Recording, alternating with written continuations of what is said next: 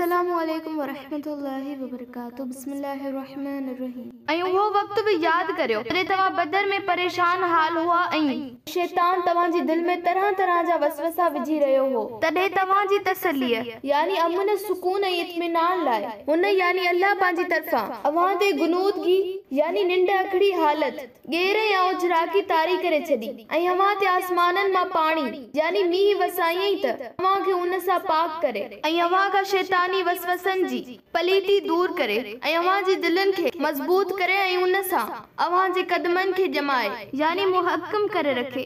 ऐं यादि करियो जॾहिं तुंहिंजे रब मलाइकनि खे हुकुम ॾिनो त बेशक मां अव्हां सां आहियां, पोइ अव्हीं बि मोमिननि खे साबित कदम रखो ऐं मां जल्दी काफ़िरनि जी दिलनि में मुसलमाननि जो रोब यानी दहशत तारी कंदुसि। पोइ ए इंसानो अव्हीं उन्हनि काफ़िरनि जे कंधनि जे मथां वार कयो ऐं संदन हर हिक संद खे कुटियो त जीअं हलण ऐं बीहण खां बि चकनाचूर थी वञनि।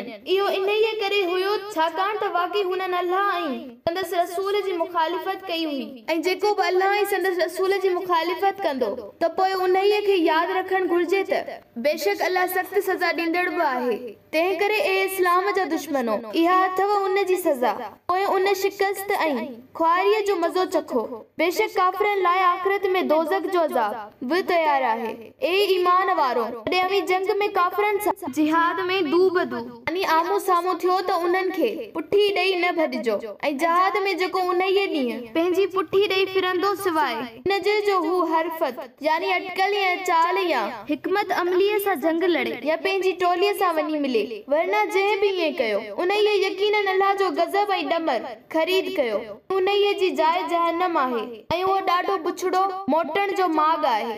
ए मोमिनो बदर में तव्हां उन्हनि खे न क़त्ल कयो पर अल्लाह खेनि क़त्ल कयो। ए पैगंबर सल्लल्लाहु अलैहि वसल्लम जॾहिं तो धूड़ी या पथरिन जी मुठ उछली त इहा तो न उछली हुई पर इहा अल्लाह उछलाई हुई, इन लाइ त मोमिननि खे पंहिंजे एहसान ऐं नेमतुनि सां चङी तरह आज़माए। बेशक अल्लाह खूब ॿुधंदड़ ऐं खूब ॼाणींदड़ आहे।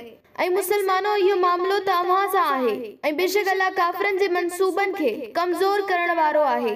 हिन में बशारत आहे त अल्लाह काफ़िरनि जी हर तदबीर खे हमेशा खाक में मिलाए छॾियो जेकॾहिं तव्हां सच्चा मोमिन आहियो। ऐं काफ़िरनि खे चओ त बदर जी लड़ाईअ वक़्तु तव्हां फ़ैसिलो चाहियो थिए त इजो फ़ैसिलो तव्हां जे अॻियां अची चुको आहे यानी ए काफ़िरो अल्लाह इस्लाम खे फतह ॾिनी ऐं जेकॾहिं अव्हां इस्लाम जी सचाईअ खे परोड़े कुफ़र करण खां बाज़ अची वञो त इहो अव्हां लाइ चङो आहे। ऐं जेकॾहिं ॿीहर लड़ाईअ लाइ ईंदो त असीं बि साॻी सज़ा खे दोहराईंदासीं। पोइ खणी अव्हां जो लश्कर केतिरो बि घणो हुजे त बि अव्हां खां कुझु बि टारे न सघंदो ऐं बेशक अल्लाह मोमिननि सां गॾु आहे।